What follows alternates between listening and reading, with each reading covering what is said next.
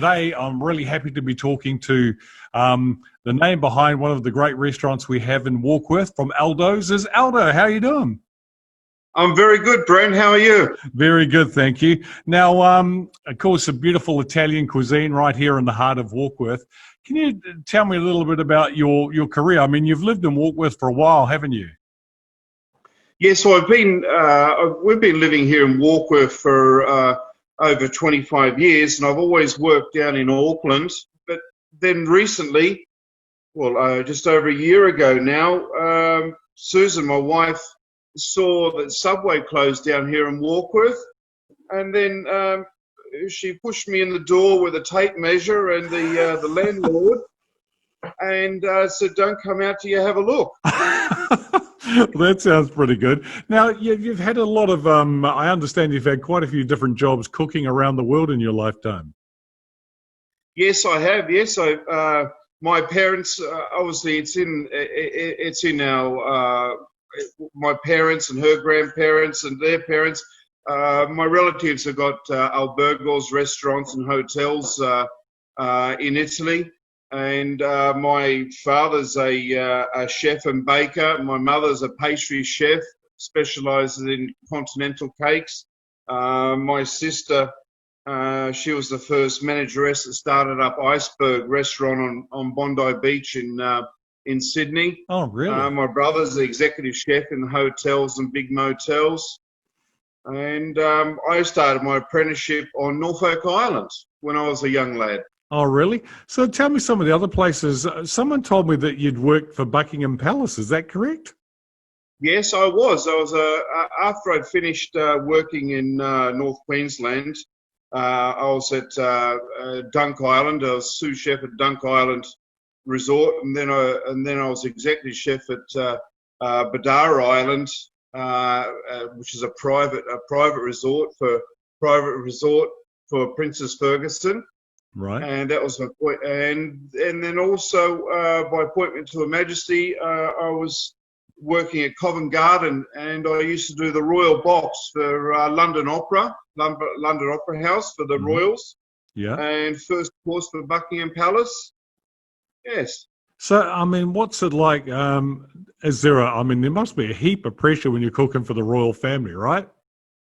It was quite amazing, really, because there's a detective. There's two detectives. One's watching you while you're preparing the food. Yeah. And then it gets sealed, it gets tasted, tested, and then sealed, labelled, and put into a royal box. And then two detectives take it away. Oh, really? They don't make you taste the food first, do they? Well, they're obviously making sure that you're doing your bits while you're doing it. Yes. Yeah. Any sort of unusual request you ever had to cook anything? Like, what, did anyone say, hey, I'd really like something maybe from New Zealand if you could cook it up for me? When I was on Dunk Island, the private islands, we used to get lots of international people that would fly in helicopters, and they would ask for some very, very strange things. Say, for example, iguana tails or fresh crocodile. And really? The resort had the facilities to get anything helicoptered in from anywhere around the world. So it was quite amazing. Yeah, some very, very strange things, yes. I actually have tasted crocodile once. I did. I had it at a play. I couldn't believe that they were serving it. So what is the most unusual thing that you have ever cooked? Most unusual thing I've ever cooked would probably be in my younger days, but now nothing's unusual. But in my younger days would be fresh frog legs. Oh, yeah. Yeah, I had some of those where we had to, of course, when you go to France, when you're on your OE as a Kiwi, you got to go try that in a restaurant, don't you? Actually, that was quite delicious, and I was quite amazed at the size of the frog legs as well. That's right. So where did your love for Italian cuisine come from? My parents, my father's Italian, and all his ancestors are Italian. And as children, we always used to go to all our uncles and aunties' places and my grandmother's place. And everyone used to always get together, and I always used to see my parents and my grandparents all preparing food before everybody came. It's quite common to see everything prepared. And then when I was a young boy, my parents owned a resort over in Norfolk Island.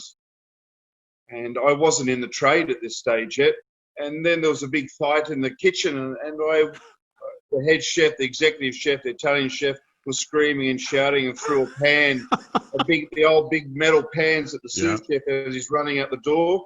And then the executive chef said, "Who's going to help me do this stuff?" And I just walked up to him in Italian, and then I said, "I can do that. I've been seeing that done, from my nonna, my grandmother, since I was a little boy." And so I gave him a hand and deboned quails and stuffed them and trussed them up. And next thing you know, I've been packed off overseas with a passport to go to culinary school. Great. So what culinary school did you go to? I was at TAFE College in Newcastle. Right. Okay. So I did my apprenticeship, a proper trade apprenticeship in Australia, which is a very, very good system. You do an apprenticeship for 4 years. Oh, wow. That's pretty good. Okay. So has Aldo's been open now for about a year, haven't you? Yes, just over a year now, yes. Okay. So, I mean, this is probably a terrible thing to ask a chef, but like when you're doing your Italian food, what is your favorite thing to cook? What do you love the most? It would have to be, for me, would be angel hair, capelli di angelo, angel hair pasta done with fresh chopped parsley, some garlic, some freshly grated Parmesan cheese, and a good waywira. One of our relatives has the old schoolyard vineyard and some good waywira extra virgin olive oil. Wow. Okay, that sounds great. That would be, I think it's one of Susan's, my wife's favourites as well, is the angel hair. Capella di Angelo pasta, yes. So when you went into Aldo's and you started to think about the menu, how do you put your menu together? Because there's so much that you could choose from, right? Brent, it was very, very different thinking for me, being in very large restaurants and operating large hotels, to have a very, very small amount of space here. I built the site over 3 months here in Warkworth. It was a rethinking how to do a small amount of things really good, and do the making our own raviolis and our own desserts in such a small amount of space. So it was rethinking to do less, but make it better and make it more. Right, because I think with Kiwis too, do you think they have certain expectations when they go to an Italian restaurant, what they should be able to order? Definitely one of the main favourites we've found here in Warkworth, and also people that ring up on their way home coming back from work in Auckland, definitely is fettuccine. Fettuccine with chicken and mushrooms, parsley and garlic butter, some white wine and cream, and finished with Parmesan cheese is, we can barely even keep up with it. And our own ravioli, we can barely keep up with it. So is that carbonara? Would that be like what would be carbonara? Carbonara is an old classic, which is your bacon, bacon and garlic, and then egg yolks. But in New Zealand, people think about it that it's got cream with it. Right. Okay, that's cool. I mean, one of my favorite things is, and I never seem to be able to nail it when I go to an Italian restaurant, is a beautiful risotto. I mean, I love like a mushroom risotto. I love a chicken risotto. Yes, we before lockdown we were doing risotto, and we're using Murray's Matacana oyster mushrooms. Oh, so yes. Local grown, locally sourced Murray's Matacana oyster mushrooms. Unbelievable. To be able to use fresh mushrooms, and he'll deliver it, and it would still be on the little block with it looked like a piece of coral with all the mushrooms on it. And he have a big smile on his face, white ones and pink ones. They're amazing. Can I still come and get a mushroom risotto with you guys, or would it have to be a special order I put in? No. Well, whenever Murray's got some, I get them off him. But we do, every second week we do a special with risotto. Right. And at the moment, we're doing our own spaghetti and meatballs, which is very, very popular this Oh, last week and a half. wow. Yeah. I mean, that's a staple. I mean, and again, that goes back that Kiwi taste. Spaghetti and meatballs is like a classic. That and lasagna, I suppose, is what everybody's always looking for, right? Yes, yes. As soon as we opened up out of lockdown, our first special, which we were thinking about over the lockdown, coming up with some new recipes, and we worked on a lovely chicken lasagna, which went down very, very well. We could barely even keep up with it. Oh, that's good. So during lockdown, I mean, did it give you a bit of time to really think about what you were going to do with Aldo's and look towards what you're going to do in the future as well? During lockdown, it was fantastic for Susan and myself. We developed, well, actually, Susan benefited the most because she got to try all the new things that I was cooking. So we developed some new ways of doing calamari gluten free, doing chicken recipes gluten free. We've got a flourless chocolate cake, Wow. a cheesecake we do with ricotta. We make our own mascarpone, so we make our own cheesecake with ricotta and our own mascarpone. So it was very, very good. I think Susan liked it the most, that's for sure. Yeah. No, that's pretty good. So, and you obviously you do source a lot of local ingredients, right? We do. When I can get hold of local seafood, I get hold of local seafood. The oyster mushrooms from Murray. We always use. I get organic tomatoes and beans from Dargaville, and he comes once a week. Or if he's not around, he gives me a call, or I give him a call and he delivers them for me, which is fantastic. Organic. We always have organic parsley, basil, all our fresh herbs. Always done local.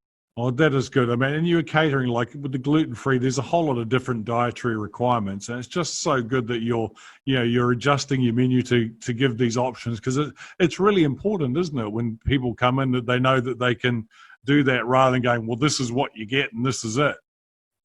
No, you're right there, Brent.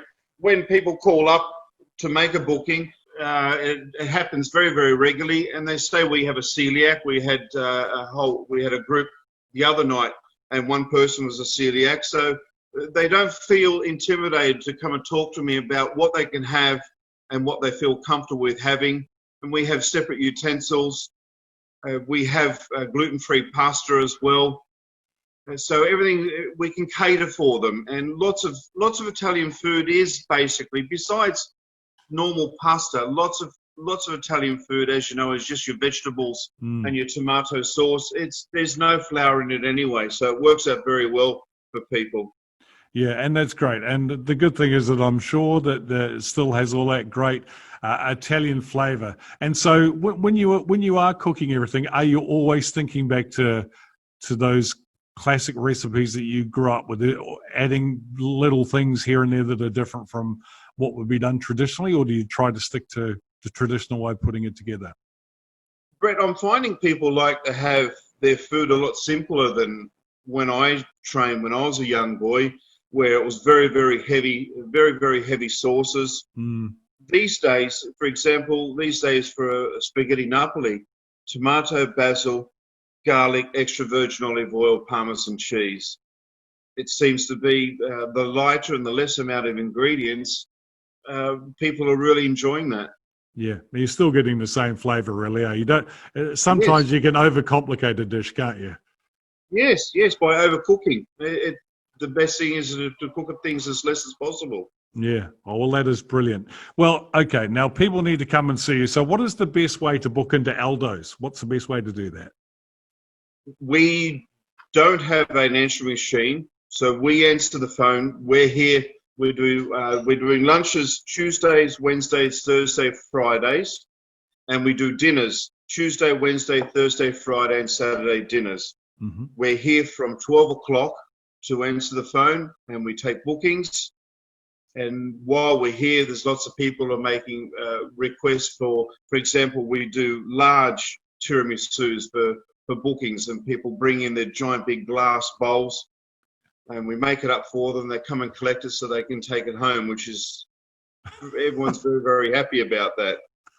So we do No. tiramisu's in large bowls, say for 10 people. Wow. Okay, that's good. So that's brilliant. So the best to call you, obviously go to your Facebook page as well. I've seen a lot of people commenting and asking questions on your Facebook page.